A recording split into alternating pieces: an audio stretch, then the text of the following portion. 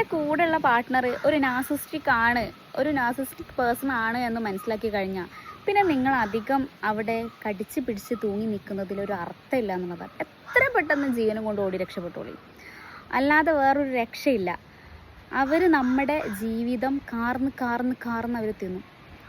നമ്മുടെ ശരീരത്തിനാണ് ഈ മദ്യവും മയക്കുമരുന്നൊക്കെ കാർന്ന് തിന്നുന്നതെങ്കിൽ ഈ നാർസിസ്റ്റിക് ബിഹേവിയർ ഉള്ള ഒരു പാർട്ട്ണർ ആണെങ്കിൽ അവർ നമ്മുടെ മനസ്സിനെയാണ് കാർന്നു തിന്നുന്നത് എന്നുള്ളതാണ്. പണ്ടൊക്കെ എത്രയോ സ്ത്രീകൾ ബുദ്ധിമുട്ട് അനുഭവിച്ച് ജീവിച്ചവരുണ്ട് അല്ലേ? ഓരോ കുടുംബത്തിന് നമ്മുടെ കുട്ടികൾ, നമ്മുടെ കുടുംബം എന്ന് കരുതി ഇതുപോലുള്ള ഒരുപാട് പാർട്ട്ണർ, ഇതുപോലുള്ള സ്വഭാവമുള്ള ആളുകളുടെ ഇടയിൽ പെട്ടിട്ട് ഒരുപാട് ജീവിതം നഷ്ടപ്പെടുത്തിയവരുണ്ട്.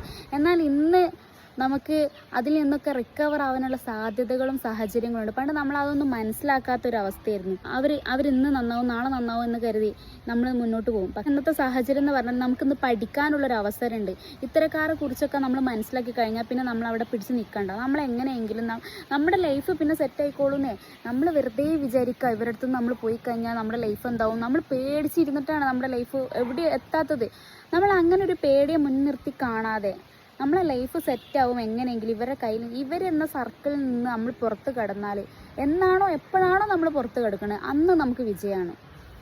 അതുകൊണ്ട് അത്തരക്കാരെങ്കിലും നമ്മുടെ റിലേഷനിൽ ഉണ്ട് എന്ന് ഉറപ്പായി കഴിഞ്ഞാൽ പിന്നെ നമ്മൾ അവിടെ നിൽക്കരുത്, ഓടിക്കോളി.